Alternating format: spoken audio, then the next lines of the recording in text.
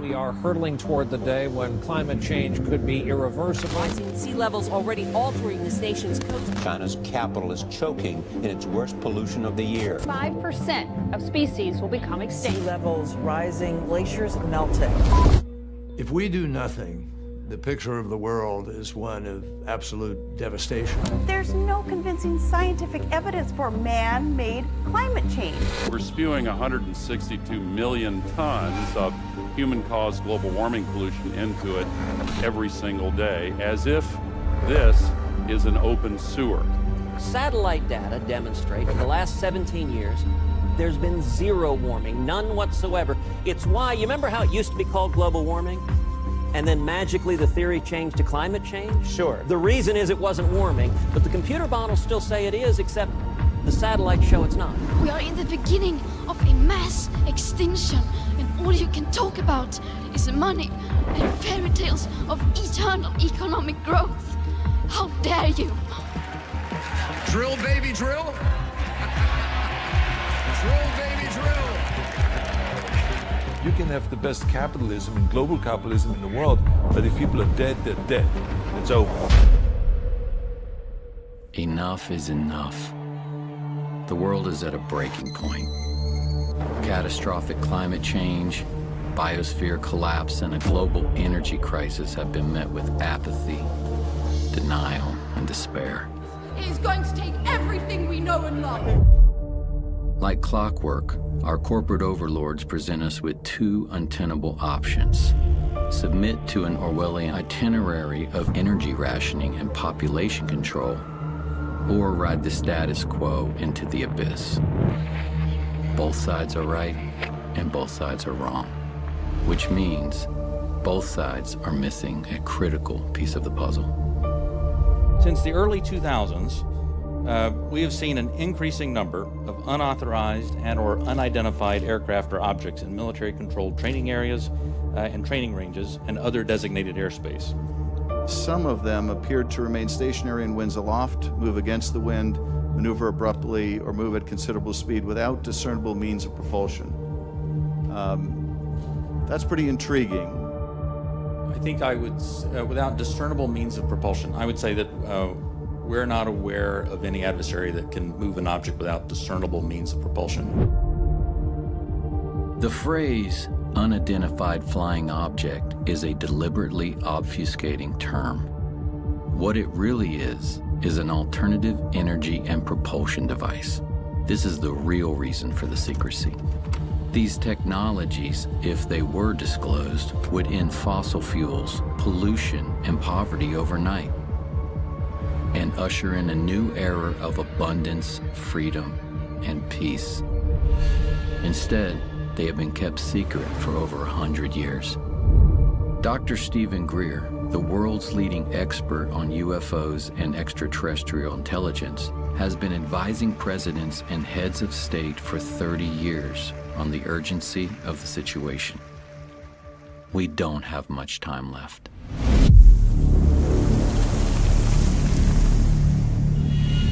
What is this lost century? This lost century is literally 100 years, more than that now, of technologies that have existed that have vanished. I mean, I was just recently in a meeting in Washington with the people who manage the black budget of the United States. They have no access to this material because between the late 1800s and now, the ingenious inventions and sciences that could have moved us off that extinction level path that we're on have all been ruthlessly suppressed, confiscated. And the only way that's going to change, it is not going to change in Washington. It is not going to change in a large corporation, unlikely. It's going to change by us, the people doing it. So it's about us.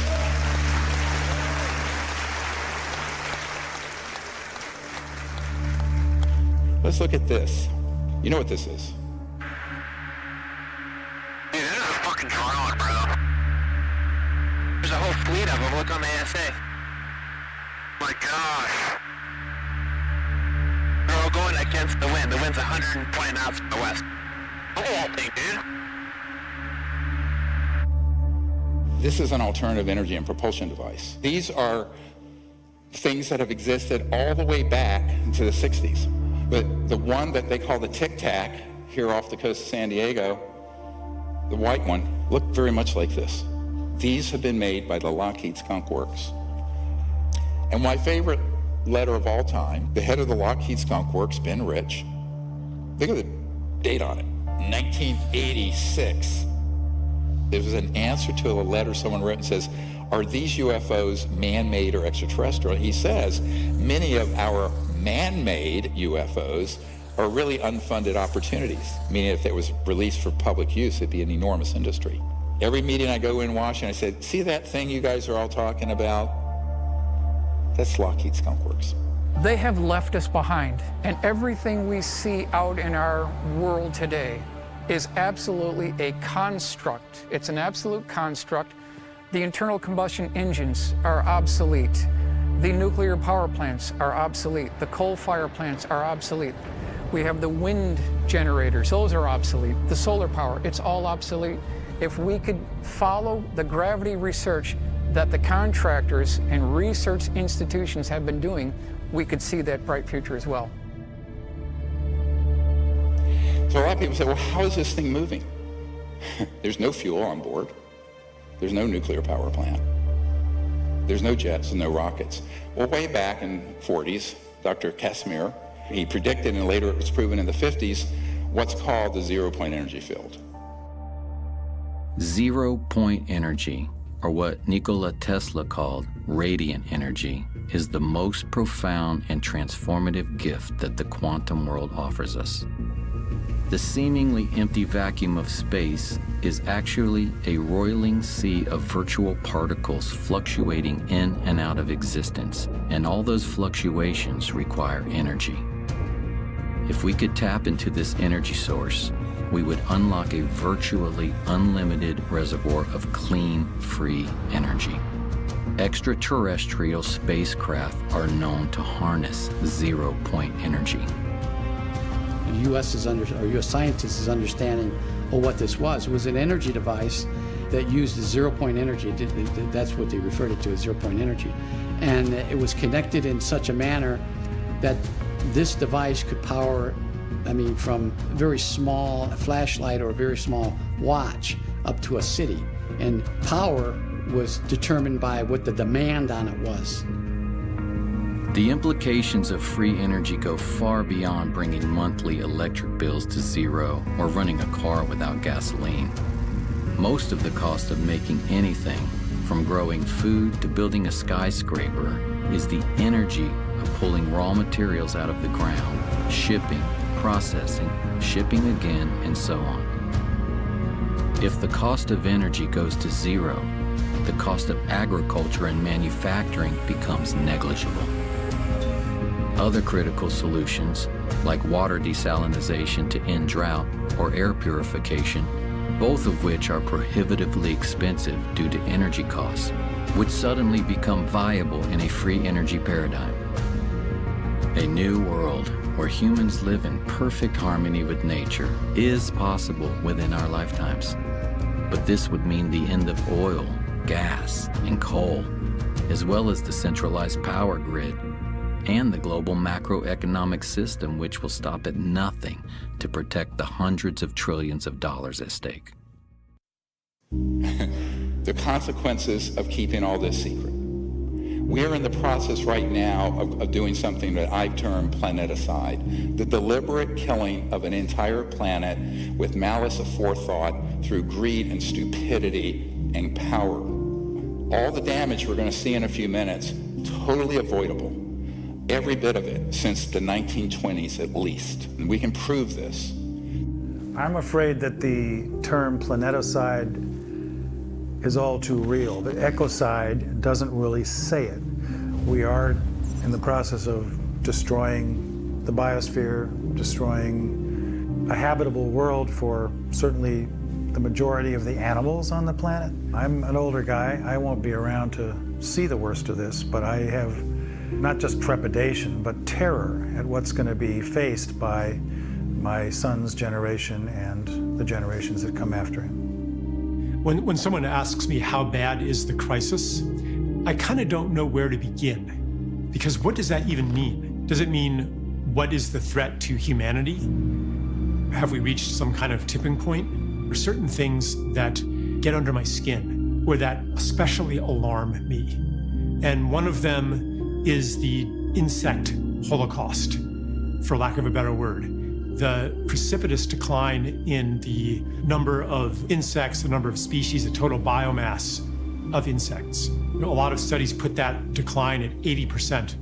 When I was a child, when we went on a long drive, especially in the summer, like we'd have to have the windshield wipers on from time to time to clear off the bug splatter. Like you just don't have that anymore. Insects are like the foundation of the terrestrial food chain. Like you can't have a thriving ecosystem without thriving insects. That this is the sixth great extinction that's happening on the planet, and it's 100% man-made, all of it. We have to all awaken, because of what's happened, I think we're like a frog being boiled slowly. And suddenly we're going to wake up and find out, you know, it's too late. 150 species every day go extinct. Now, these aren't all animals, all kinds of species. The planet has been dying at human hands for a long time. A naturalist I like, J.B. McKinnon, he calls the world a 10% world as kind of a poetic expression of how much life has declined. So there's maybe 10% of the whales that there were 500 years ago, and the seabirds and the wetlands and the mangrove swamps, you know, and the fish biomass. We don't even know what we have lost, although in some level we feel it. This is part of the despair, part of the alienation and the anguish that sensitive people feel. You know, ice caps are melting. The oceans are certainly going to rise. They could rise as much as 20 feet if we have the big ones melt. This is all the way back in 1958, and there's a full-page color ad in Life magazine. Everybody was reading Life magazine at the time. And it's by an oil company which was the predecessor of Exxon, which was called Humble. Each day, Humble supplies enough energy to melt 7 million tons of glacier. Here they're bragging about it in 1958. So this company gets rebranded as Exxon in the 1970s. And in July 1977, they have a meeting inside Exxon headquarters where their chief scientist, James Black, is showing slides that are warning that burning fossil fuels are going to eventually endanger all of humanity. They know this in 1977. Present thinking holds that man has a time window of 15 years before the need for hard decisions regarding changes in energy strategies might become critical. Well, those 15 years were up in the early 1990s. Look at this. How long ago was it recognized that this was a disaster? Senior scientist Exxon, 45 years ago. And actually it was known before then. This is insanity. This is a civilization gone mad. These companies have really not been held accountable. We've lived in a fossil fuel economy now for more than 100 years, and it's just been accelerating. The amount of wealth has been increasing. You have situations now where the head of ExxonMobil goes on to become the Secretary of State, Rex Tillerson under President Trump. And I'm an environmentalist. A lot of people don't understand that. I think I know more about the environment than most people. And so there is really very little accountability that exists. Many scientists, such as myself, have discovered that there are very concerted, well-oiled machines that provide false information, even to scientific and academic programs. It's called capture, where they try to rationalize away this problem and everything's fine. One company, Exxon alone, has funded more than 40 different groups to keep alive its campaign to deny the worst impacts of climate change. There was a guy named Martin Hoffert, and he's a professor of physics at New York University, a consultant to Exxon for their climate modeling during the 1980s. And he said this: the advertisements that Exxon ran in major newspapers raising doubt about climate change were contradicted by the scientific work we had done and continued to do. Exxon was publicly promoting views that its own scientists knew were wrong, and we knew that because we were the major group working on this. This was immoral and has greatly set back efforts to address climate change. Here's a case where the Canadian government ordered the scientists not to disclose the extent of it. So what you get in the media is a very sanitized version of this problem, which many people believe we may have already gone over the edge of the red line, how far we can go without a safe return to a sustainable civilization. China is the world's biggest greenhouse gas emitter by a huge margin. And if there's anything clear so far coming out of this year's Communist Party Congress, it's that coal is having a bit of a revival in the world's second largest economy. A senior energy official said China will give full play to coal as ballast in the country's energy mix. Why are we digging stuff up out of the ground when we haven't needed to burn coal since about the 1920, 1930 time period? Here's your solar panels. I had to replace my solar panels with more, and they all end up in a landfill and they're toxic. You know, we're working in a paradigm, whether it be fossil fuels or what is being proposed as new energy, that isn't going to work. I'm certainly not opposed to renewable technologies, but you know, they are dependent on weather. They're dependent on how much wind there is in an area, or they're able to harness of the sun. And they cost an awful lot to bring up to speed. No environmentalist wants to see vast landscapes converted to biofuels, or pit mines to mine silver and cobalt and lithium, wind turbines that kill birds and mar the landscape. This isn't what we signed up for, but this is what happens when we abdicate our relational care for every place and ecosystem and being on Earth and transfer that onto yet another quantitative cost-benefit paradigm. And you have lithium fields. The amount of pollution from these lithium mining operations for lithium-ion batteries in your Tesla, not to mention they catch fire periodically. Now, fair enough, I'm an emergency and trauma doctor. Gasoline cars catch fire more. I can tell you some horror stories, which I'm sure you don't want to hear. And then we have this whole morass of how we're living, you know, on wires that we haven't needed. And so the entire system is set up to benefit a relatively small number of global oligarchs and financial interests that we absolutely have to say enough. They've had 150 years to do this. If we want to live among other life in the future and not in a concrete hellscape where we retreat into virtual worlds to compensate for the loss of what is alive, then we have to change our ways. And we have to start acting from our care for life. Most of you know that there are these nanoparticulate plastics that are in the entire food chain. They cause cancer, they disrupt hormones, they damage your brain. And why? Well, if we had quote-unquote free energy systems from what we're going to describe as zero-point energy field, you would never have to have anything wasted because you have 100% recycling because the cost of the energy would be zero. And then we have all these famines happening around the world because of the absolute social injustice of a system that is driven by greed and scarce resources. When, as Tesla pointed out, there's an infinite amount of energy to be tapped in what has now been quantified as the zero-point energy field. How do you tap it? Now, mainstream science says it can't be tapped. It's there theoretically. Not true. And you're going to find out how untrue that is. International Panel on Climate Change, which issues annual reports about the dire state of things that we're facing. It says in their latest report that over the next decade alone, between 32 million and 130-some million people are going to be driven into poverty because of the changing climate in their countries. 3 billion people, almost half the world's population, has no way to cook their food. They have no way to heat.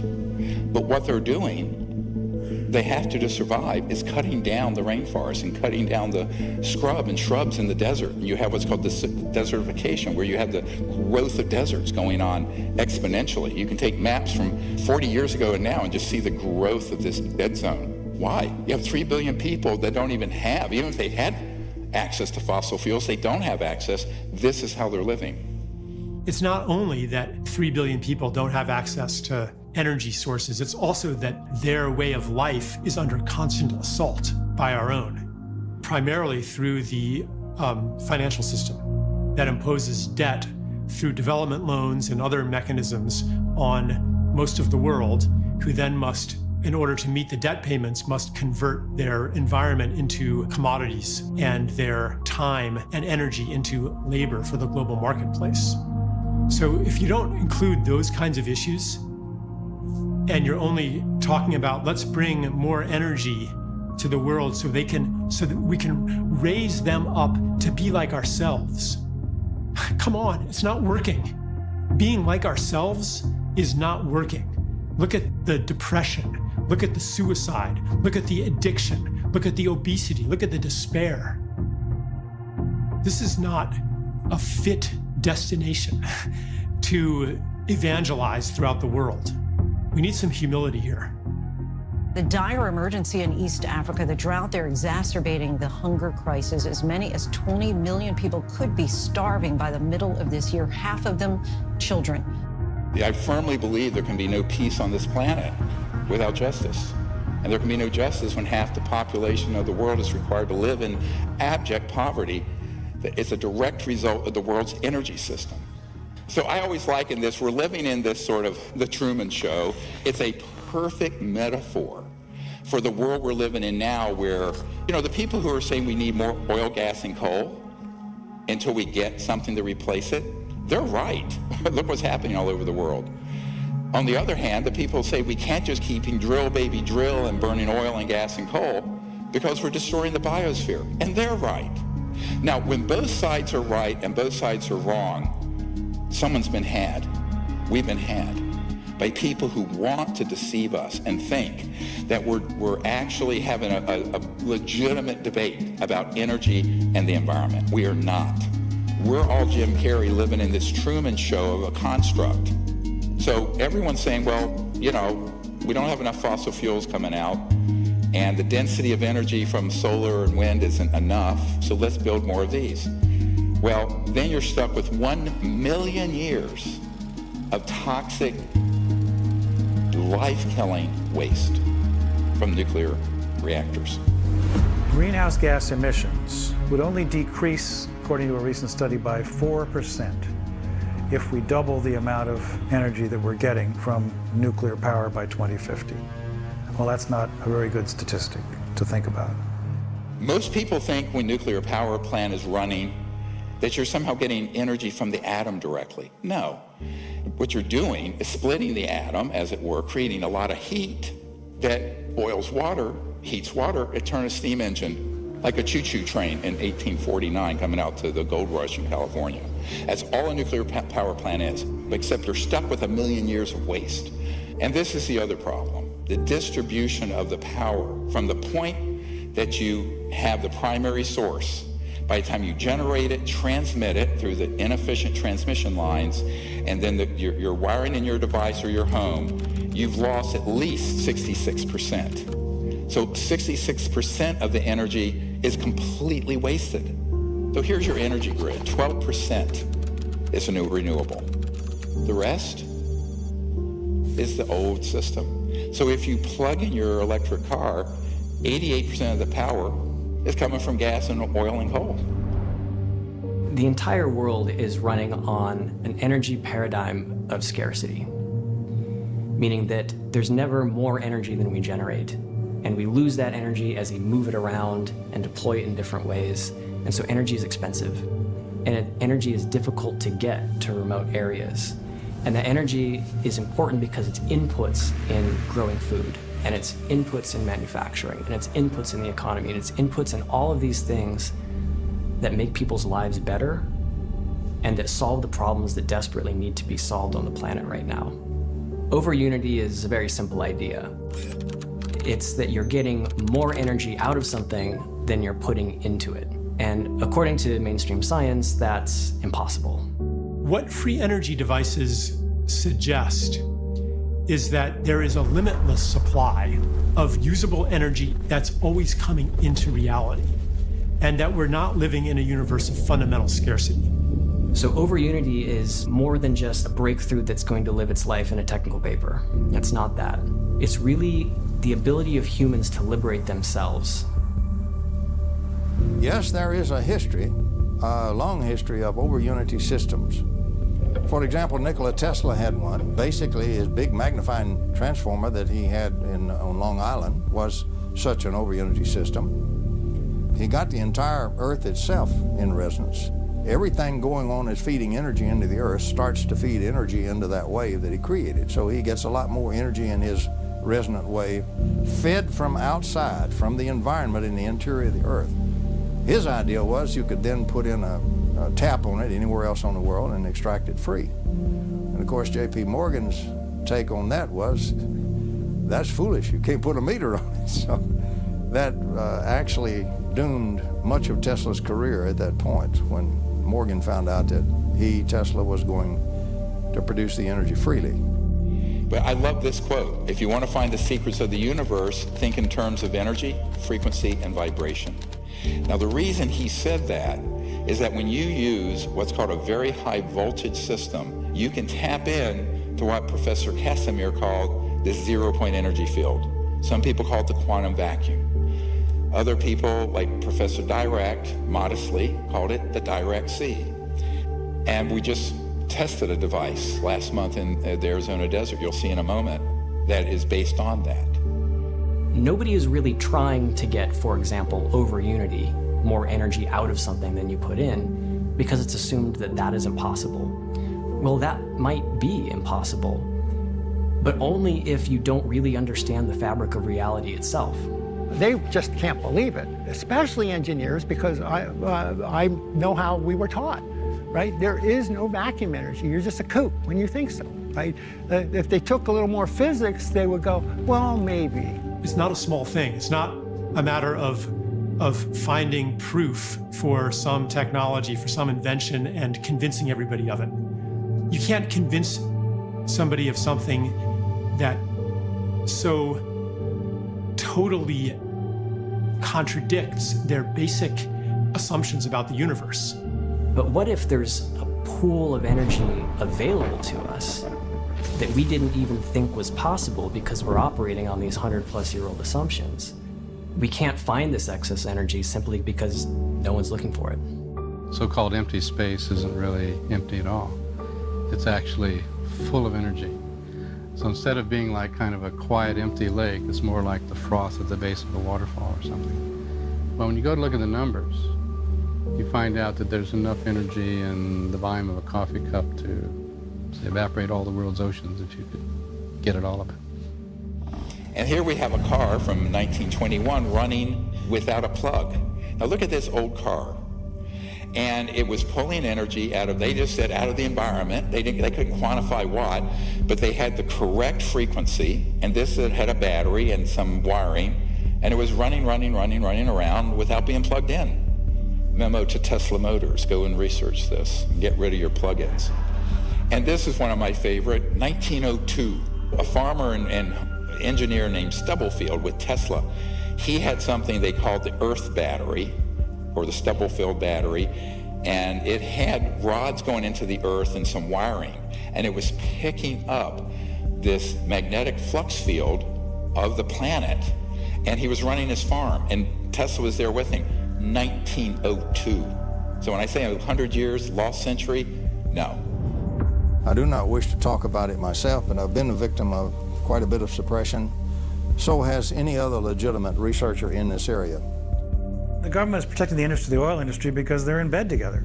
Tremendous amounts of contributions for politicians come from these huge companies, and these huge companies have been covering up for years what we're doing to the planet.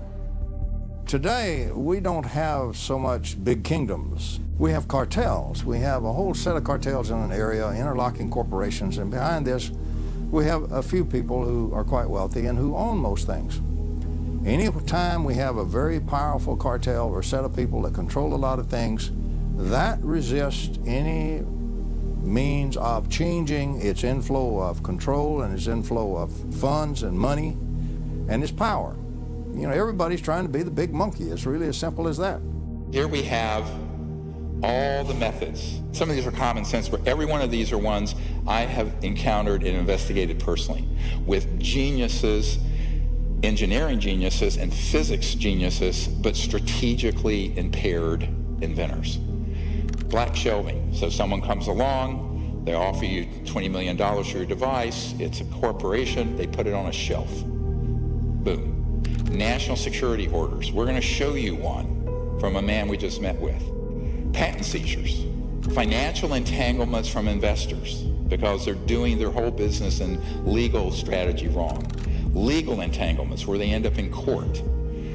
Threats to the individuals. I had a guy under contract building one. All you had to do is have some thugs come in and say, you, your wife, you're dead, you stop this. And he stopped. And then scientific fraud. The more powerful the agency, the more powerful the group, the more powerful the cartel, the more they will resort not only to legal means, but to extra legal means to suppress their competition. For example, the greatest espionage in the world is industrial espionage between one corporation and another right here in America. They're the ones that hire all the spies and the spooky equipment and everything like that by far more than the intel agents do. And it's not one cartel, so there are many, many groups in energy, and each of those has become very powerful in its own area, and each one does not wish to see simple little electrical taps pulling out enormous energy from the vacuum. They would much rather see you burning a lot more oil and so forth. So there's something nefarious afoot. It kind of makes sense from, right, I'm threatening oil monopoly and things like that. I said pretty early on, the problem is suppression. It wasn't really, how do I make a free energy machine? It's, how do I not get suppressed? Because what's the point? If you make it, you're just going to get clobbered. And then you have a really big one, media corruption. Well, why doesn't everyone in the world know these things have existed? Because, as you'll see in a little bit, the media at a certain high level have operatives from the intelligence community who kill stories on demand. And then the worst, of course, wet works. It's not totally mafia type stuff. It's not like, you know, you just flat get shot. There's some of that. The typical threat's threat to the family, right? It's a typical mafia, right? It's not, just watch The Godfather, see how they work, right? There's an interesting record of people that have come up with new alternatives to the oil and gas industry who have met untimely demises. I don't know if you'd say that's true in terms of Nikola Tesla specifically, but he was hit by a taxi cab back in the early 1930s and didn't die immediately, but then died alone in a hospital room a few years later. When they found out that Tesla had passed away in the Hotel New Yorker, they came in, they had the manager of the hotel open the safe, and they took all of Tesla's papers. So here you have an actual FBI document, and the Department of Defense is demanding they turn over what they seized in 1943. Now, this used to be an urban myth. Oh, well, he had these secret inventions and papers, and the government stole it. No, it's right here. That technology and what was in those boxes, what was written in those papers, we do not know, and we may not ever know. So they go in, the FBI takes it. Here the Department of Defense years later is saying, we want all those papers that you confiscated in 1943 upon Nikola Tesla's death. And then you have just flat out patent confiscation through national security orders. Look at this. This is 12 years ago. 5,135 inventions seized under national security orders. In 1971 list includes patents for solar photovoltaic that were subject to restriction because they were more than 20% efficient. The most efficient solar panel you can get right now in 2022 is 22.8%. These were way past that in, how many years is that? 51 years ago. Okay, we're not talking about an extraterrestrial spacecraft or anti-gravity or gravity control. We're talking about just a super efficient solar panel. Those are confiscated. This is one of my favorite statements of this report. One may fairly ask if disclosure of such technologies could really have been detrimental to the national security or whether the opposite would be closer to the truth. Yeah, we hear the words vital interests of national security. Well, what we're really talking about there, in terms of Iraq, for example, in the early 2000s, which was all trumped up. There were no weapons of mass destruction. That's what was being touted by the media, Sir Judith Miller at the New York Times and others, to justify what we were doing to get rid of Saddam Hussein. But in fact, the only national security implication of that was the oil industries, what they get from it. But again, what does national security mean here? Oil, gas, petrodollar, Goldman Sachs, JP Morgan Chase. That's the national security in the abused, corrupt system. It's a policy that the military seems to feel is necessary for national security. However, at this point, we often wonder, 50 years after World War II and the Cold War, whether such sequestering is necessary, especially when fossil fuels are a major cause of global warming. So here we have a man. He was fired, Dr. Tom Vallone, he's a PhD physicist. He was a patent examiner, and he saw these amazing technologies being confiscated. This is not a conspiracy theory. And he blew the whistle, they fired him. You know, because he saw things that would save the planet. Now, this is way back in the 80s or 90s. Patent sequestering, which is actually called secretizing, public needs to know at least that every major military agency has a representative at the patent office. Patent Office in its current approach is it's actually breaking the law. It's trying to make happy the physicists who are with American Physical Society to keep them in power with their ideas, you might say, and withhold from public use good inventions that could solve our problems, like the energy crisis. Boeing had just finished some work on some propulsion system. Boeing had done it for the Air Force, and they finished the job. And then they applied to their customer at the Air Force for permission to use it on Boeing's commercial airlines, and they were denied. An example of the ongoing suppression of things that seem to be innocuous and a slight improvement in technology. So, you know, T. Henry Moray had a device, no input energy once he got it set up, output 50 kilowatts. He had multiple assassination attempts and finally was bankrupted in his lab. This was the 1930s. There is absolutely no question that T. Henry Moray had a system that produced about 50 kilowatts out of a 55-pound box. There's all kinds of skullduggery that happened there. The Russians even tried to kidnap him at one time. It reads like a James Bond movie, but it's real. It really happened, and it really happened here in the United States. Here's a friend of mine. He was a Wright-Patterson Project Blue Book guy, but when he retired, he built a device that you could put on the air intake of a car. This is in the 80s, where you would get anywhere from 20 to 40-some% more range, miles per gallon, on conventional. I treat air, and out of air, I make it more than just providing oxygen for the combustion process. There are combustion-stimulating molecules and radicals generated in this process. Thunderstorm in a bottle. He had his lab vandalized, everything stolen, bomb threats, etc. This is a colonel who put his entire life savings into something in the 80s that would have been a game changer. But it wasn't a free energy device. It wasn't something just running out of the 0 point. It would have just gotten more efficiency and cleaned up the air. The Environmental Protection Agency is a bit of a dictatorial police agency. They call themselves a protecting agency, but they are a police agency. EPA cannot approve a fuel-saving device.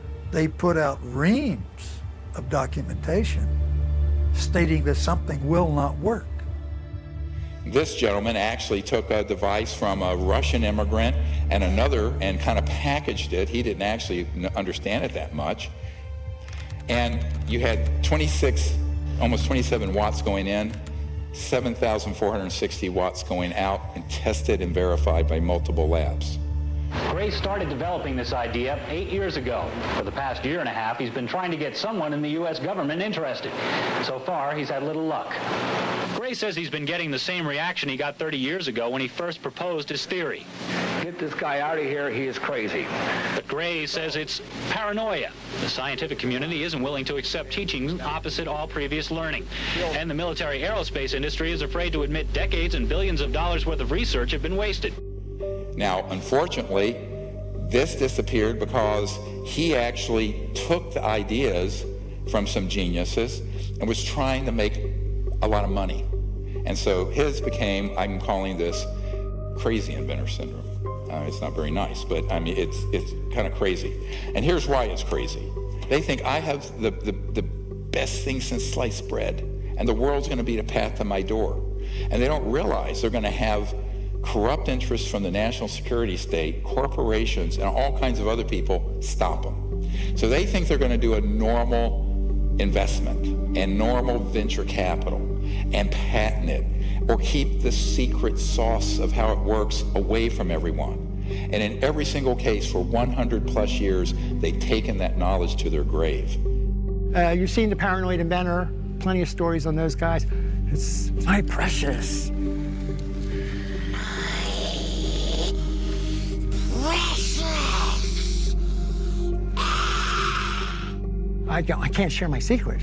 Everybody will take it from me, right? This paranoid, I have it, this is worth gazillions of dollars and everything else. And they're so naive, they have no idea. At first, they think they're the first, right? Have no idea the history of this and what happens to the others. So, having done that for 31 years now, I have been dealing with people with these devices since 1991. Almost all of them fall into some part of this syndrome, and it's a tragedy. You'll see the device, I'll have engineers come in and test it, they go, oh no, I'm gonna keep it secret, nobody can know but me, and I need to make a bunch of money. They want to be the next Rockefeller of energy. And the next thing you know, they're dead, or the device is confiscated, or it vanishes in a buyout. So this guy had the same problem. He had a device, they have it there still running. But they think that no one can know this but them. They're buying into the paranoia. My answer is open source it. Dump it on the internet, blockchain, or any way you can. You have no patent, no intellectual property. The whole world knows about it, and every scientific lab in the world can reproduce it. We're going to get to this strategy in a minute. That's how we go. We got to do that.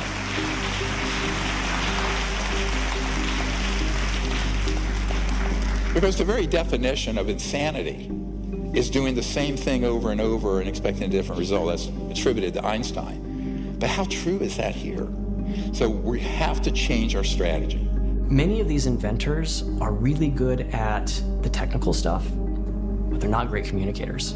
This power is something I have given my life for you, the people. Now, set up this demonstration for y'all. You don't have to be a rocket scientist.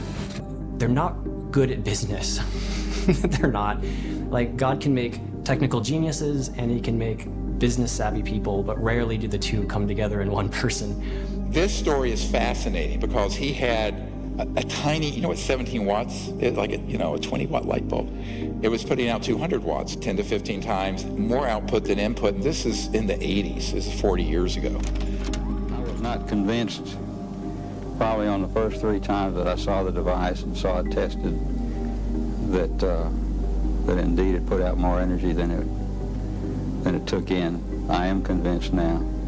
I was a little bit prejudiced, and like all people that come up with devices like this, you think they're wrong, and so you go down to prove them wrong if you're that interested. And I was not able to prove him wrong, nor were the people that I was with able to prove him wrong. And here's what happened. He kept the whole thing so secret. He was going through a patenting process, but even the patent application left out a lot of the secret sauce. Most of these inventors do this. Fatal mistake. And what happened is that it was all covered up, that he actually was taken to court. Patent office said, even though he had proof that it worked from multiple very esteemed scientists, patent examiners, that proved that the thing actually did as he said it did, and he got nowhere. He took this to his grave. Look at this video that you're going to see in a moment. Mr. Newman has been fighting for a patent for years. Many, therefore, considered it ironic when a federal judge appointed the former head of the patent office, William Schuyler, to decide if Newman's device did or did not work. Mr. Schuyler, who is also considered to be an expert on electrical engineering, didn't take long to make his decision. In a report of the special master, Mr. Schuyler states, evidence before the court is overwhelming that Newman has built and tested a prototype of his invention in which the output energy exceeds the external input energy. Therefore, there is no contradictory factual evidence. For the layman, that means the machine works. The expert then goes on to say, the Patent Office finding that such a machine is impossible is clearly erroneous. Mr. Schuyler also found that the Patent Office intentionally did not consider the formalities of Mr. Newman's application for a patent. Why wouldn't you go along, again, with a master that's former head of the Patent Office, who has credentials that the judge called outstanding? Why wouldn't you go along with the man that you recommended in granting a patent? You ask mean questions, don't you? I think you'd have to address that question to our present commissioner. Are you acting on his orders? You might say that, yes. There you go. Operability or utility is a rejection that virtually none of the patent examiners, and there's almost 5,000 of us, were allowed to use in any of our applications. The supervisor particularly always said that, oh, that's something only if you're dealing with energy inventions. So what we find is that throughout the Patent Office, that rejection for something that we personally would feel would not be operable was not a judgment we were allowed to make, except if we're in that security department that deals with energy and propulsion types of inventions. Here we have a brilliant device, again, almost 40 years ago. Look at the input and output. Tested over and over again, 0.3 milliwatts, output 223,000 watts. That's 22.4 kilowatts. That's plenty to run your car, your Tesla motor. Now, continuously output if needed on demand. So this little thing that looks like a cigarette pack, when he died under mysterious, they said a heart attack, it's all kinds of evidence he was killed. This is real, usable power. It's stable. It is not transient. It is not noise. And it is not any other kind of spurious effect. This is a real effect. It's all coming from that little tiny box sitting behind the 500 watts of power. Behind the lamps, that little box is putting out all of that power, well over 500 watts, and yet it is receiving less than 1/3 of a milliwatt of input power. This is April the 30th, 1987, at about 10:30 p.m. in the home of Mr. Sparky Sweet, the inventor of the very first vacuum triode. This is a most historical occasion. I was altered when I saw it because my view was that you could be anywhere then in the universe. You could be in a cave, you could be anywhere, and you had energy. This was overwhelming to think that I could have energy and the whole world could have energy. That all of a sudden we were on an equality economically. We didn't have to worry about the energy sources. The rest of that power is coming out of the surging energy of the vacuum. And this little box that you see right here, solid state, no moving parts, is the vacuum triode that's doing this very practical and historical work. He was shot at once with a silenced rifle from about 300 yards. The only thing that saved his life was he was an old guy and very feeble. He was stumbling as he coming up the steps and he fell down. He just flat fell down on the steps, caught his foot and fell right forward. And as his head went forward, the bullet went right by where his head was. And of course, the assassin was never found. This guy called me up. He said, we really need your help. And I said, the only way you're going to do this is that you disclose it, all of it, open source it, get it out there. I will see that we get it out to the entire scientific community. He says, no, no, no. It's Gollum, my precious, my precious, my precious. And I said, dude, you're going to take this to your grave. He took it to his grave. Yep, it's gone.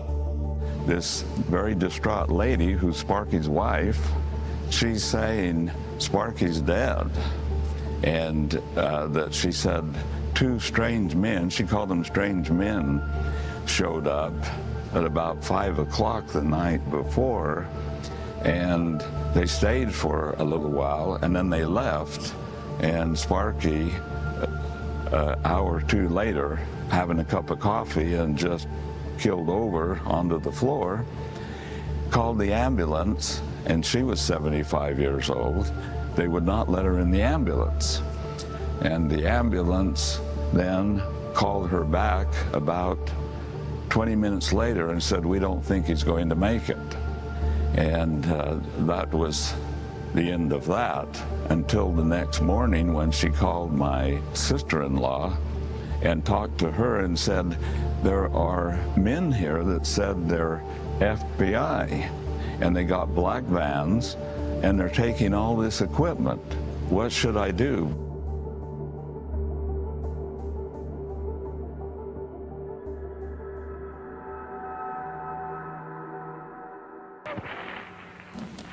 Good afternoon and welcome to this edition of Eyewitness Newsmakers. I'm your host, Doug Miller. On March the 23rd, chemists Stanley Pons and Martin Fleischmann rocked the world of science. They announced that they had achieved cold fusion in their laboratory at the University of Utah. The promise of a cheap and a plentiful energy supply grabbed the world's attention. It didn't put out a lot of power, but what was scary is that this is 1989. It made the, cover of all the magazines. The way they took that avenue of discovery out of the scientific world is that there were people who were paid, who were corrupted through scientific fraud at MIT. Next slide. Dr. Eugene Mallov, dear friend of mine, PhD, Harvard and MIT, brilliant man. There was a man named Eugene Mallov who it's quite possible was eliminated by the powers that be in the fossil fuel industry. He died in 2004. He was murdered that year. But Mallov was an extremely important figure in the alternative energy world, especially in terms of what's called cold fusion. And he was at MIT in the science office for education when he saw how they had changed the data on the reproducing the Pons-Fleischmann experiment. And he blew the whistle. I inadvertently was looking through some piles of paper that had been given to me in a casual manner by all these hot fusion physicists as they were trying to do their calorimetric repeat of the Pons-Fleischmann experiment. And to my utter astonishment, I can remember sitting at my desk in my study and actually seeing these two sheets of paper, one dated July 10th, 1989, and another dated July 13th, 3 days apart. The difference between July 10th and 13th was dramatic, and I was stunned. I couldn't believe what I was seeing. It looked like monkey business to me at the time, and it has turned out to be exactly that. It was a lower echelon person in the Plasma Fusion Center at MIT, one of the 16 authors of a scientific paper done under Department of Energy contract that had altered data. And that data is scientific fraud, as far as I'm concerned, and many other people are concerned. And it was, it was hell on wheels. Finally get someone who brings him a 0-point device, solid state, no moving parts. And I said, Gene, we need to get this out to the public very quickly. Oh no, they want to keep it secret. I begged him and I begged him and I begged him and I begged him. He was beaten to death when he was over at his parents' home and was killed, murdered, made to look like some thugs. They were thugs, but it wasn't a random murder. And the device vanished with him. Good friend of mine, dear friend. What we really had was a threat to the scientific establishment. The threat of it even being implied as real and having monies, shall we say, being diverted from their favored programs, and that was a threat, no question. There was an actual threat of that happening.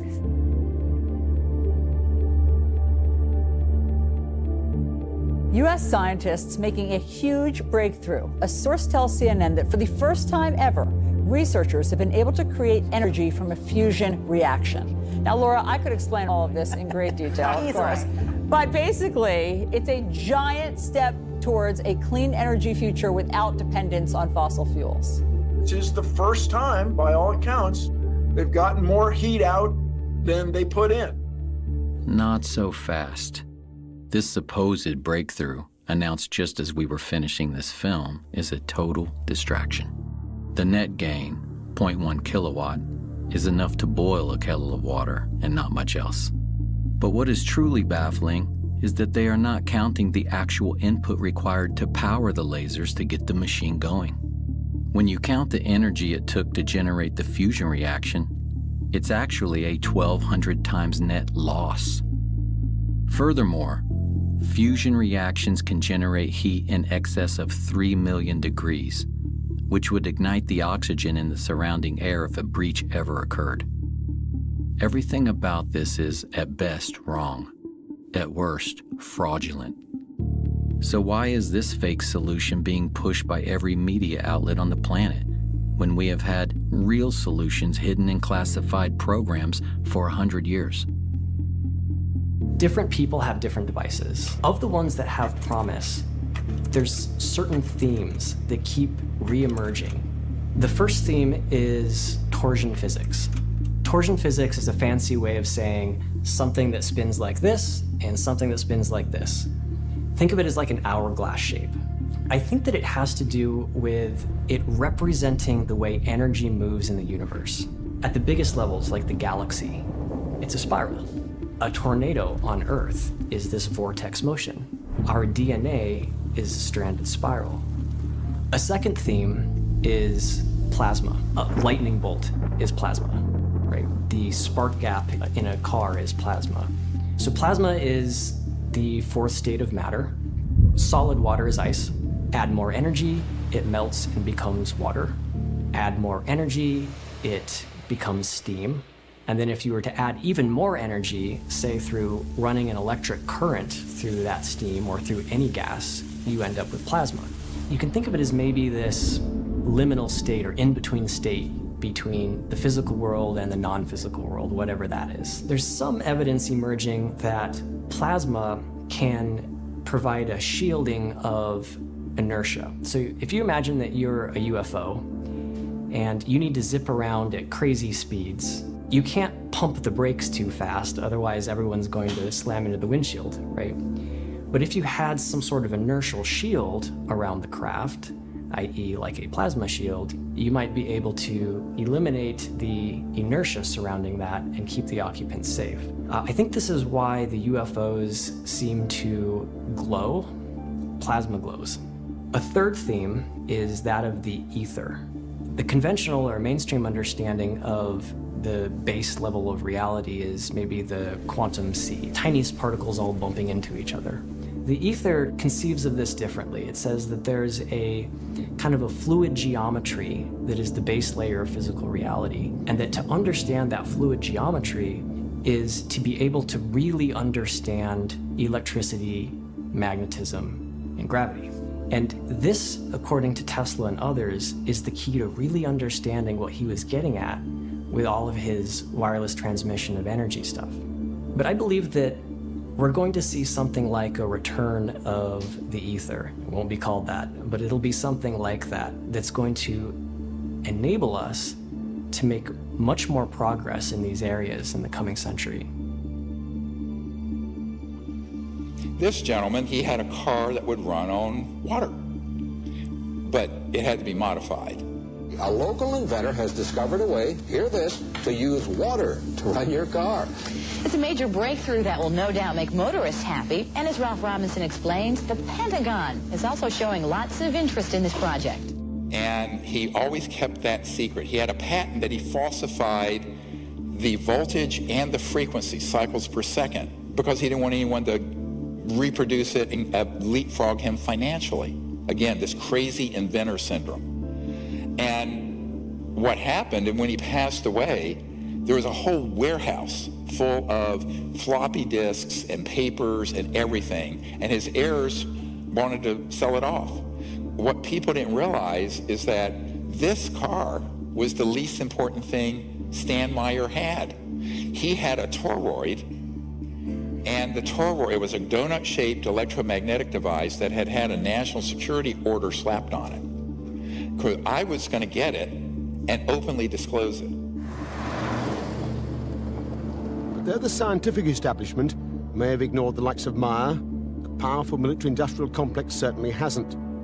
Over the past 10 years, Meyer says he's been quietly approached by many influential organizations who would never admit publicly to their involvement with him. This was a disaster. If we had a few $100,000 we were going to offer, but we made it clear we were going to open source it. Well, they had a group, an engineering group from Michigan come in, who had a lot more money because they had a big backer.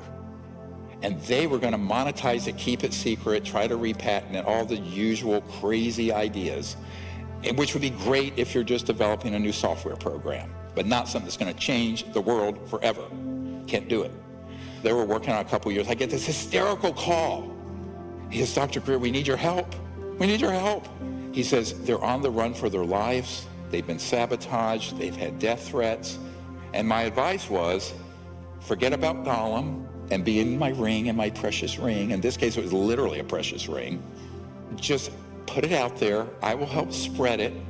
We will build these up independently, have labs tested, and you cannot put that toothpaste back in the tube. You squeeze it hard enough. He says, yes, you're right. It's probably the only way. But they think they can find a safe country to go to. I said, you're going to have to go to another star system, my friend. I literally said that. No way that's going to happen.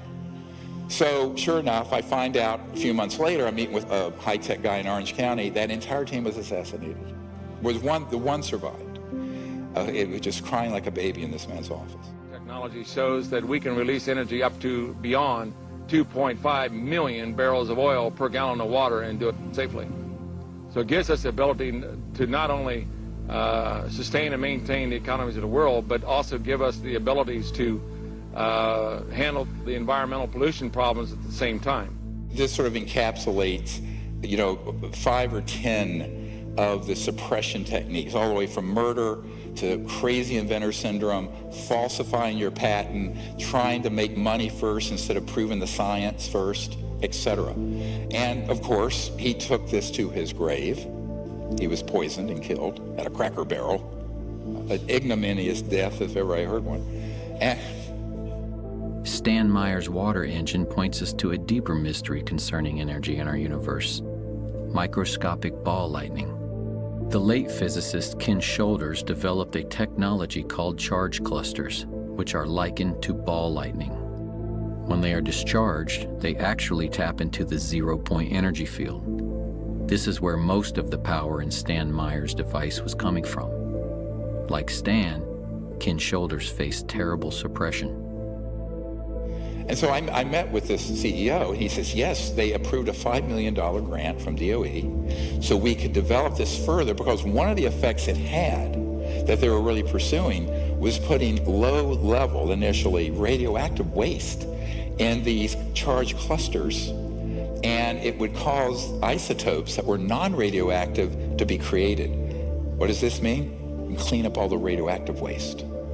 However, the phenomenon, the reason it was doing it, was that it was actually activating, as it were, this baseline energy field that's at the fabric of space and time. And that's what they didn't want out. So in the rarest of events, that grant was published, and these vicious people who want to keep all this stuff secret went into the Secretary of Energy's office and said, pull that grant. And they pulled it.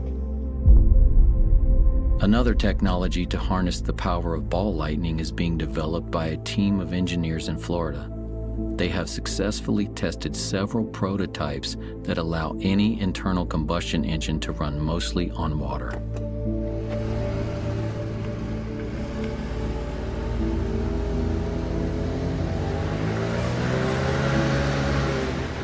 It's a little quicker, huh?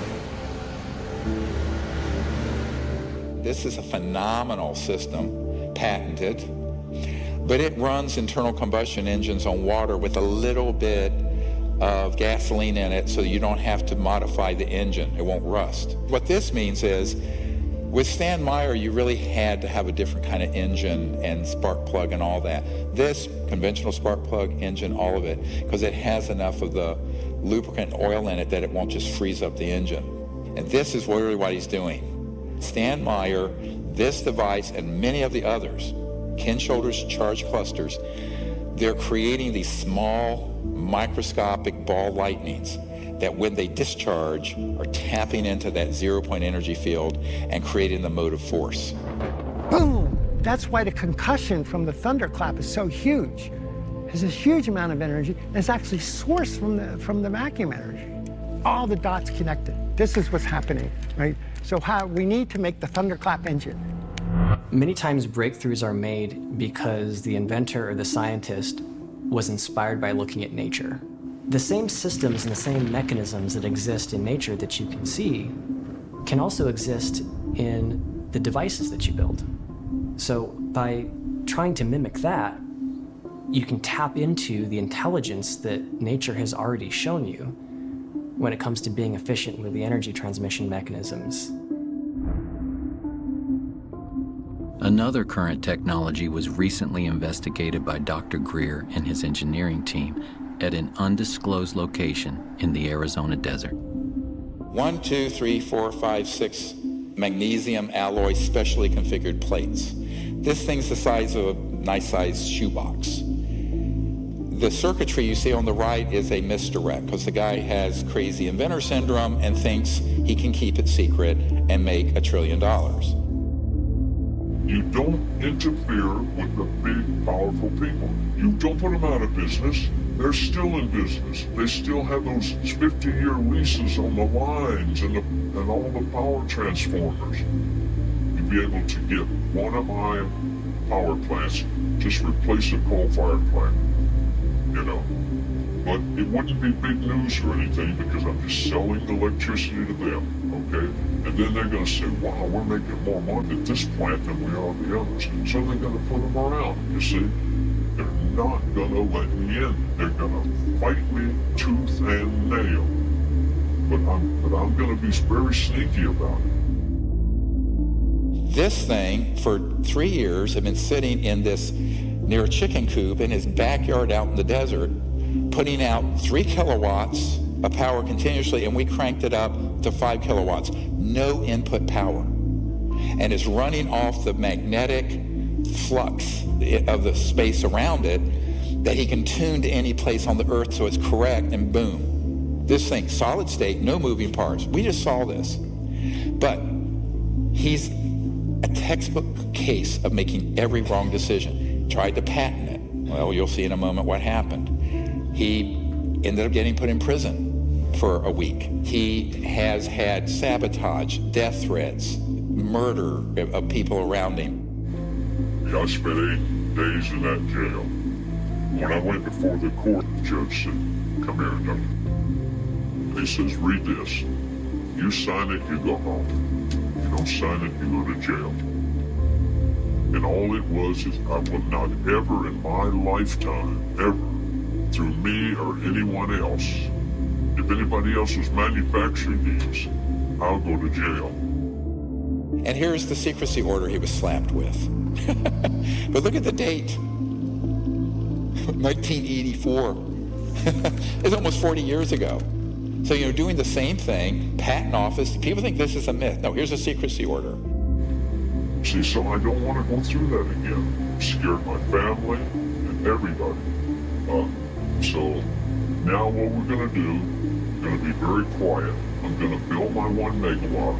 It'll take 2.5 years to build it.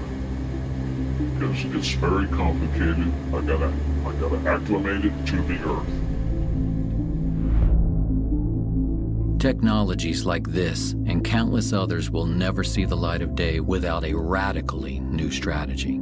Dr. Greer is preparing to launch a multi-centered, state-of-the-art research and development lab that will develop zero-point energy technology, live streaming 24/7 for security and transparency.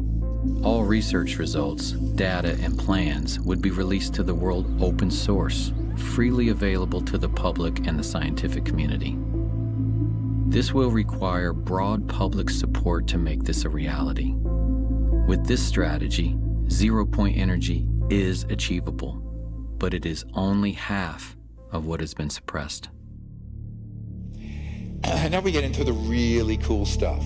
Look at the dates. 1919, Pakowski-Frost experiment, where they actually had high-frequency systems where things levitated, defying gravity. And then T. Townsend Brown, and he had very high voltage systems, electrogravitic they call it, where high voltage would cause this lift effect and would actually create, if you will, a bubble, an electromagnetic field that would allow an object to move at enormous speeds and free of the forces of gravity, what's called gravity control. An Office of Naval Research report on T. Townsend Brown's electrogravity device includes a transcript of a conversation between Major General V.E. Bertrandius and Lieutenant General H.A. Craig. Bertrandius remarks, "It sounds terribly screwy, but Friday I went down to a place called the Townsend Brown Foundation, and believe it or not, I saw a model of a flying saucer." Townsend Brown was an independent experimenter, and he actually worked on, as you can see, very large replications of saucers that he believed were vital for a different type of propulsion. The big question is, can I prove this? This I consider to be a very serious Rosetta Stone. This is Young Men magazine. The article is titled, "The G Engines Are Coming."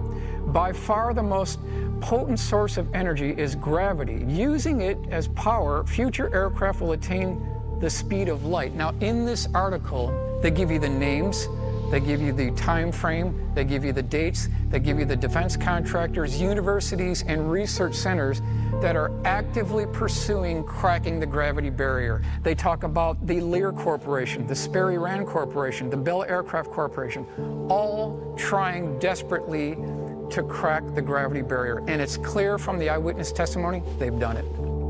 And then we have Michael Schratt to thank for this, great archivist and historian. And he's found these journals that date from the 50s, one, 1956, where the big buzz in the aerospace industry was anti-gravity, quote unquote, the G engines, gravity engines. And this was actually in the open literature until they figured out how it really works and it all went black. Now, where did they get the technology? This was an interesting crash retrieval. This is prior to Roswell. This is November 1946. This was seen by a courier who went to Wright-Patterson Air Force Base, and he had a guard, an MP who he was friends with. And this guard said, "You know what?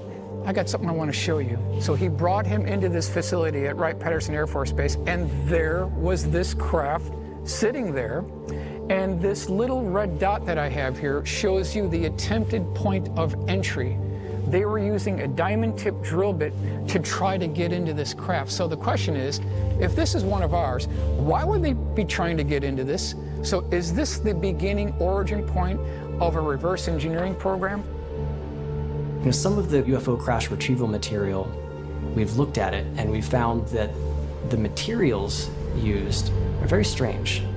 When extraterrestrial material is recovered through military crash retrievals and its metallic structure is examined under a microscope, the metal is so pure that we could not replicate it, even in a vacuum in space. This is because extraterrestrial crafts are not manufactured on a Ford assembly line the way humans would manufacture something. Everything in the material universe has a frequency and a corresponding sound vibration that creates and sustains its being. Extraterrestrials manufacture objects by first creating a resonant frequency. For instance, the frequency of a flying saucer. This is a sort of vibrational blueprint that interacts with the substrate of the physical universe, pulling into existence from other dimensions atoms and molecules that then organize and condense into the structure of the object being created. In this way, extraterrestrial material is literally manifested into being, like transdimensional 3D printing or Star Trek's replicator technology.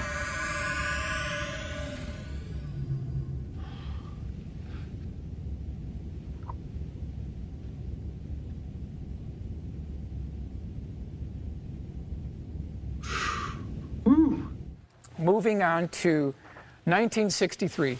This is a Marine. He was called from Cherry Point, North Carolina, to an undisclosed location, and his job was to guard something there. And when he got to this facility, they opened up these doors, and he saw propped up on scaffolding this 40-foot diameter dish-shaped craft that looked like a fat hamburger. It was about 15 feet tall. He noticed that there was a white circle painted on the floor, and his job was to shoot to kill anyone who would try to breach that circle. They were trying 3 ways to get into this craft. Number 1 was a diamond tip drill bit. So we've got 2 cases of this now. Number 2 was an acetylene torch. That failed. And then the final attempt was bringing in 2 18-wheeler tractor-trailer lowboy trucks that had these very high-voltage generating devices, and they were using a laser to get into this craft.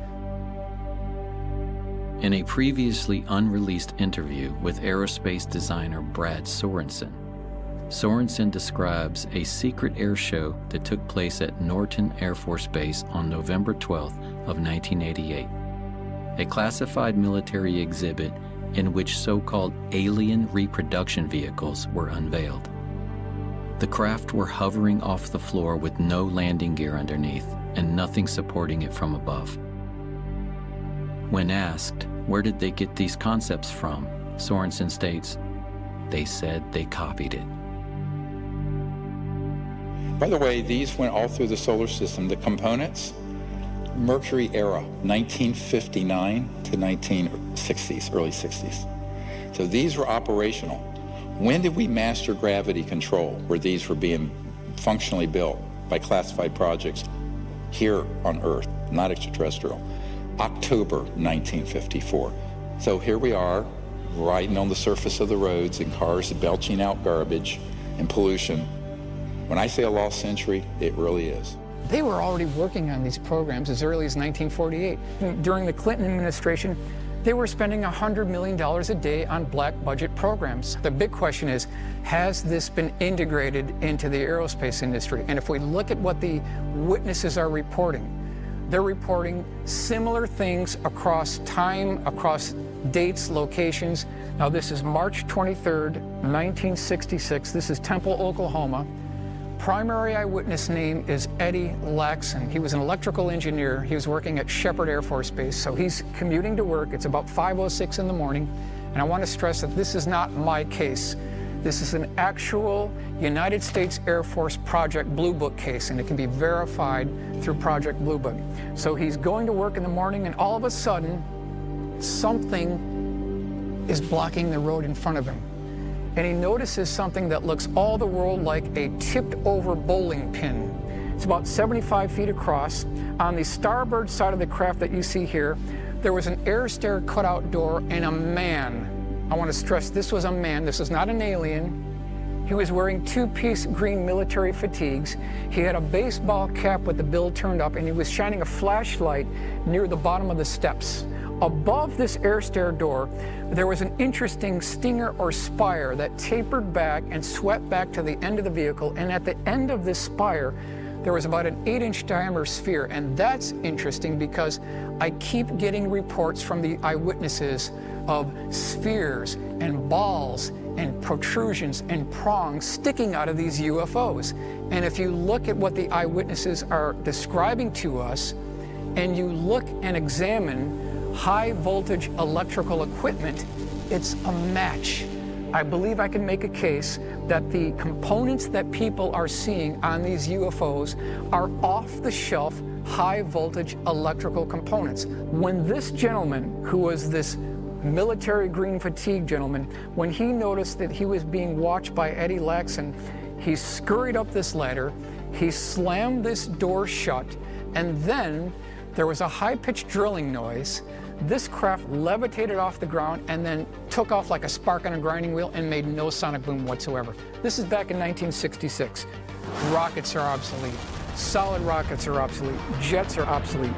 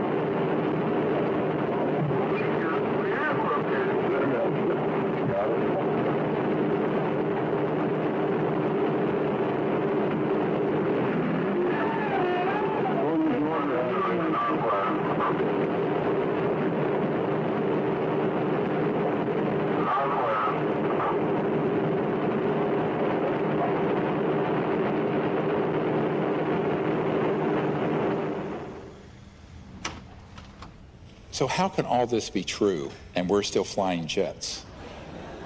Elon Musk tweeted this out.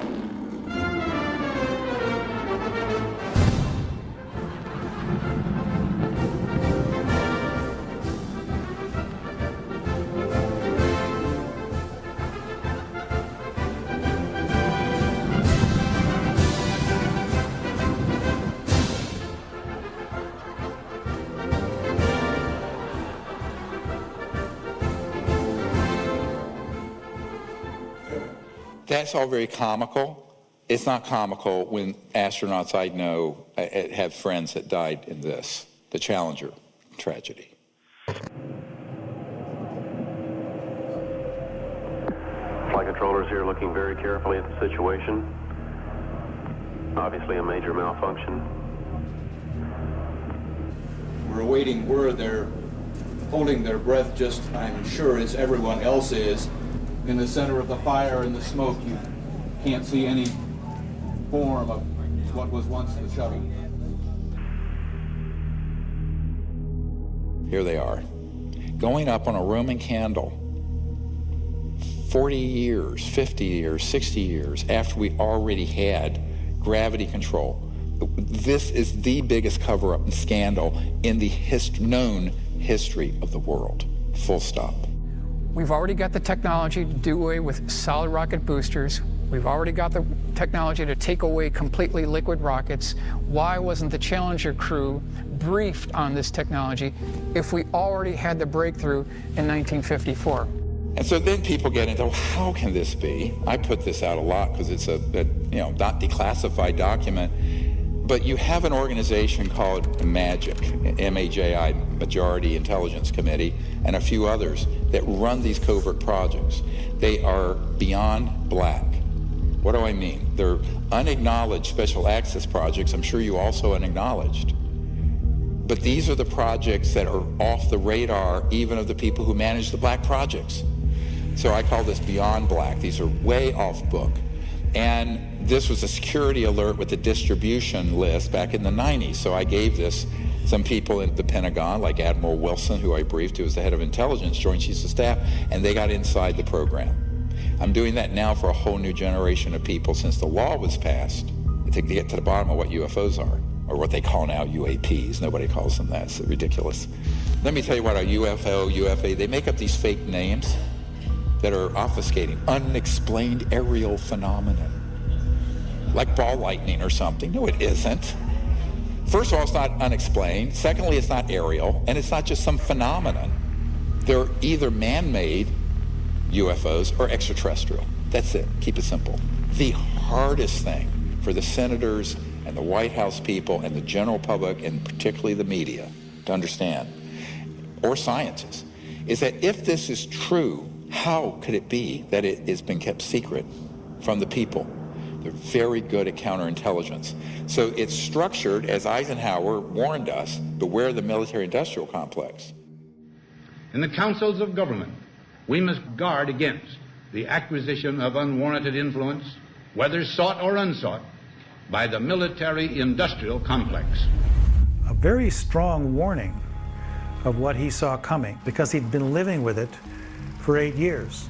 The CIA was only created in 1947, and the Pentagon and its generals were, gaining much more power and as the nuclear age progressed. And Eisenhower saw it. The combination of military power with industry. If you think about what the industrial part is of the military-industrial complex, the industrial is basically the fossil fuel giants and the chemical companies and the now increasingly the pharmaceutical companies that are running rampant and increasing their wealth by astronomical proportions.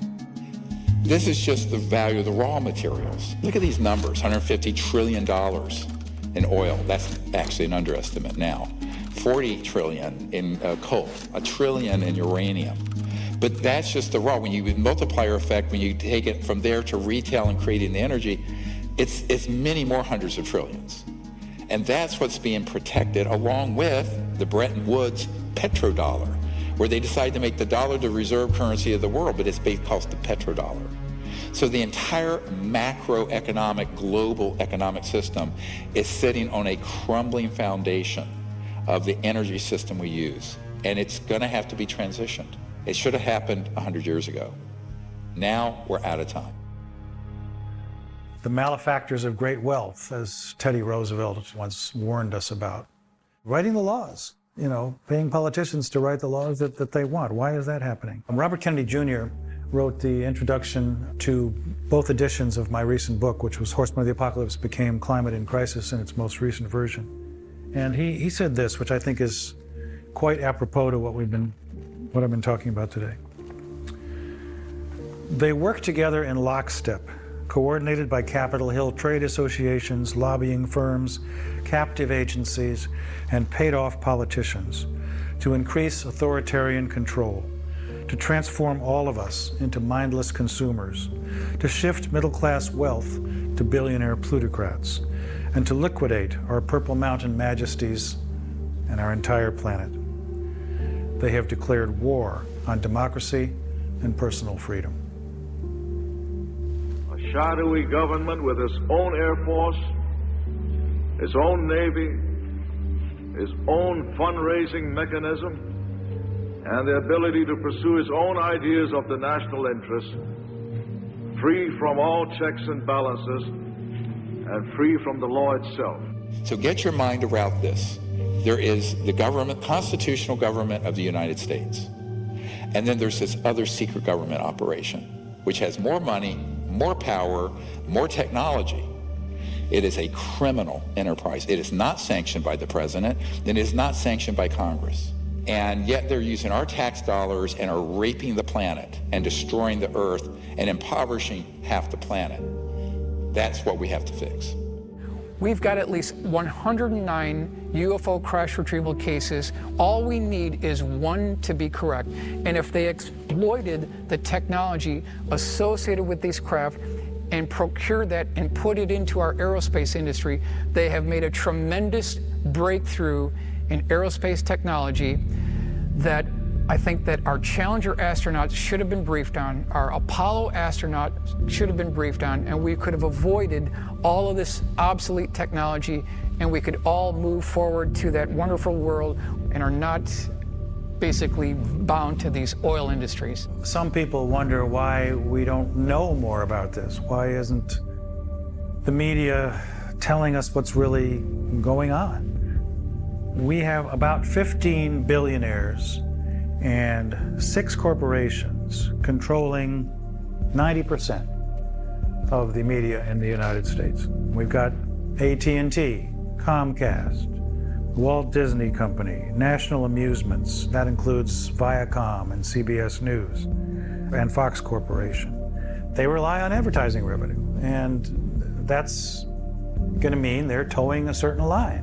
This is a CIA document. It was released. I was surprised it was released, and it says that we have relationships with every major wire service, newspaper, news weekly, and television network in the nation. In many instances, we have persuaded reporters to postpone, change, hold, or scrap stories that could have adversely affected national security interests or jeopardized sources and methods. Here's another part of your Truman Show everyone's been forced to live in. The idea that we have a free press or that we have a free market economy. Pray tell any economist in here, I challenge you, how do we have a free market if the most important scientific breakthroughs of the last 100 years have been ruthlessly confiscated, people murdered, and kept off the market? No, it's a controlled economy. It's a controlled media. It's an abomination, and it's killing the planet. There were days when I wished I had never seen free energy. The amount of pain that you wake up at 3 o'clock in the morning because you can't do anything, and you know that pollution can be cleaned up, and everyone is on the same economic basis. And because you're powering everything with the free energy, you can do really what the philosopher Joseph Campbell said. He said to seek after your bliss. And I think that free energy does it. And so what do we do? Well, the current paradigm we just went through, the new would be unlimited abundance, no poverty in 20 years. There would be no poverty on Earth in 20 years with these technologies. Universal peace, because you're not fighting over everything now. And Earth in harmony with humanity and the biosphere restored. It's important to realize that the technology that is required to heal Earth already exists and has existed for a long time. That the problem is not fundamentally technological. If we came into coherence around the goal of healing Earth, we could do it in 5 years because the capacity of life to heal is just incredible. But we're just in the way of it all the time. I mean, even look what happens if you stop paving over a parking lot. In 5 years, cracks appear, weeds are growing out of it. In 15 years, you see chunks of pavement here and there, and trees are growing. In 50 years, you don't even know a parking lot was ever there. In order to maintain Earth in a state of ugliness and unlife requires constant effort because the power of life to live is so strong. That's what life wants to do, it wants to live. We only make 100 million cars a year. If we converted like that, which is not going to happen, all manufacturing of automobiles to these zero-point energy generators, it would take, do the math, 15 years. We barely have 15 years left. The date I've been given, 2035 to 2040, and we're done. The scale of the transition is almost unthinkable. There are an estimated 14 million kilometers of paved roads across the Earth. There are many millions more of power lines comprising the so-called smart grid. A real smart grid would be no grid at all. We need a compassionate transition. Instead of displacing millions of workers who support today's energy infrastructure, we must enlist them in the radical transformation of our world that lies before us. You've all heard of the Hopi prophecy, probably. There are two lines on the Hopi prophecy. Right now, our entire planet is on the line, the upper line that terminates. We're an extinction level event trajectory. That's the path we're on. There's another line in the Hopi prophecies, and that's one that we have to jump onto that goes on and on forever. That's our choice. We, the people, have to choose it. It is not going to be done for you like a Ouija board in Washington or at Wall Street. We're going to have to unite and do this ourselves. You can imagine a civilization that has figured out the over-unity question as being one in which the centralization of power, and therefore the centralization of the inputs necessary for the growth of civilization, becomes more decentralized. So rather than these power stations that are clustered around big cities, you can have energy generation mechanisms in every home. And this is why it's a new world, because it's the power to the people. And what it means, it's literally not just electric power and energy, but actual political power. And in the industrial era, from the 1800s to now, it's gotten more and more concentrated. This is going to return the power to every village and every person. Even the deserts shall bloom, as it says in the Bible. And in Africa and around the world, they're going to leapfrog past where we are with all this electricity and wiring and power lines and power plants like they did telephones. They went straight to cell. But this is a bigger leap where all over the world, all these impoverished areas, every little village and community will have its own energy generator for pulling water out of the humidity of the air. We have the technology to do that now. Why isn't it used? Because it uses a lot of electricity, which is polluting and expensive. It'll be a global village, all interconnected, but also all self-sufficient. Complete local self-sufficiency with no pollution. That's the world we could have had beginning in the 20s. 100 years later, may I suggest we accept it. It's time. We are 100 years behind where we should be right now. Why are we still pounding metal nails into boards to build houses? Why are we still loading up shipping containers on tankers and taking 2 months to get here? This is all a construct. And why I call this a time snap? A time snap is when things have gone so far off track. The only way to fix it is for the people to unite, come up with a totally different strategy where in a decade to 2 decades, we make up for 100 years. It can happen. And, you know, if nothing else, humans do want to survive. But this is now a survival question for every man, woman, and child on the earth. So that's why we have to do this. We have to remember also that the capacity for life to heal is almost unlimited. And we see this already with people who are restoring ecosystems and regenerating farmland. You know, even in a few years, miracles happen. You know, springs that had been dead for generations come back to life. Species that hadn't been seen in the area seemingly magically reappear. And so we can't forget that. We can't succumb to a despair that is founded in our distrust of the power of life itself, which again is part of the origin of our current condition. Visualize your house off the grid, clean energy, no wiring. Why? Because every device, whether it's this size device or your refrigerator, will have a small solid state quantum vacuum 0-point energy device in it, running it. So there's no electromagnetic fields running through your house because you don't need wiring. Think what that'll do to construction costs and the simplicity of it. And here we are in the Sahara Desert, and you want to grow food?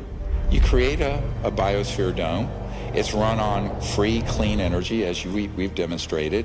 You're growing oranges. You can grow crops.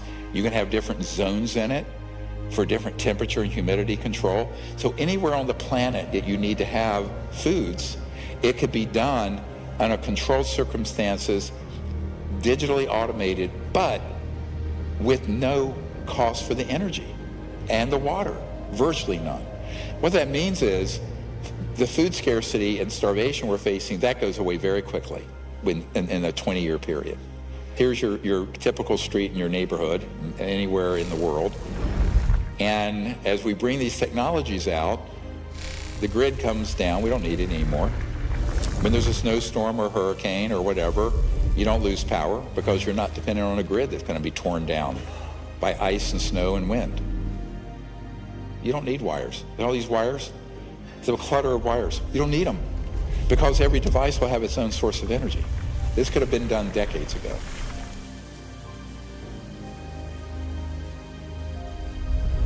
As we bring these out, all these freeways will be replaced. All the lines and power lines will go away. We can float above the surface. And in every city in the world, we're going to see this transformation, every village in the world. And then we have these cities, you know, eventually where you're just floating, they're guided pathways, you know, the ground is pristine, and then we're going out into space. So everyone remember where our destiny is. Our destiny is not just Earth, it's the whole cosmos. How is that going to be possible? The only way we're allowed to go outside our solar system is if we become a peaceful civilization. Otherwise, it's locked down. You know, we are considered a planet that is dangerous and armed. Each one of us is very invested in the world as it is. We've built careers, relationships, and goals based on a world that doesn't include ETs and anti-gravity and free energy and healing devices and all this cool, abundant stuff. And so we need to understand and really know if we are ready for that investment to be disrupted. So one of the most powerful things that any of us can do is to look in our own hearts, imagine the world that could be, and ask ourselves, are we ready for that? If the answer is yes, then hold that readiness in your heart in all the excitement that it's due. If the answer is no, if there are some lingering doubts or fears or concerns, then go into that.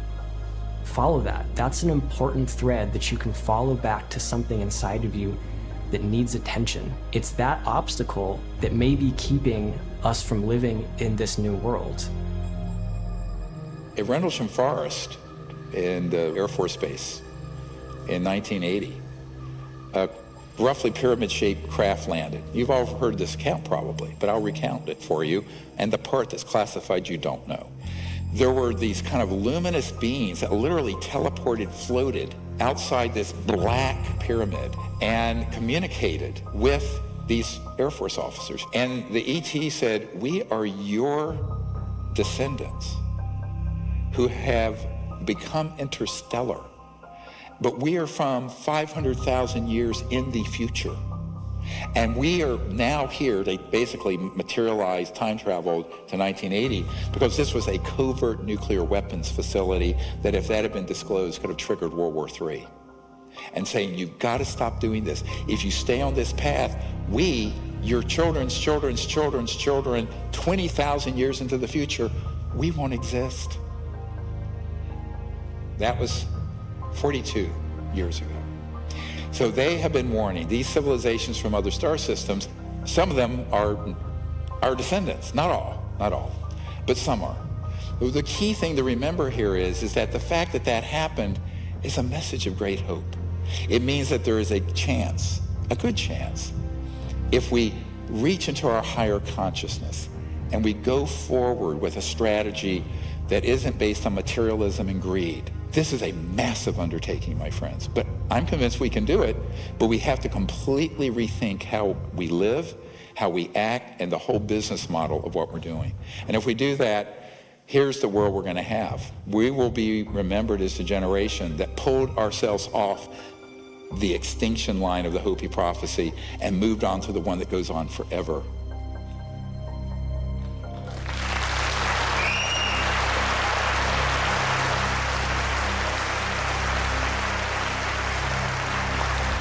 Thank you all. We can do it. Nelson Mandela once said, "Our human compassion binds us the one to the other, not in pity or patronizingly, but as human beings who have learned how to turn our common suffering into hope for the future." We have every reason to have hope. The solutions already exist. If we come together as one human family, we can reclaim our lost century. I wanna be free, so free, like a feather blowing through the breeze, like a bird in a tree, like a dolphin in the sea. I wanna fly high, so high, like an eagle in the sky. And when my time has come, I'll let it all go with a sigh. Pachamama.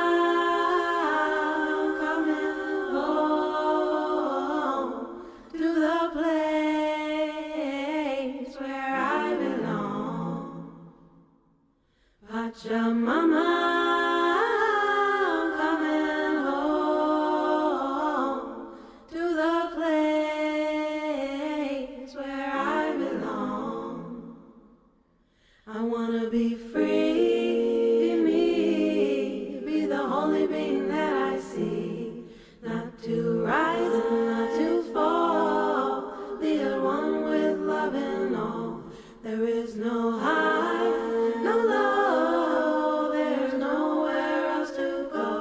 except inside your heart, and be just who you are. Pachamama, coming home to the place where I belong. Pachamama.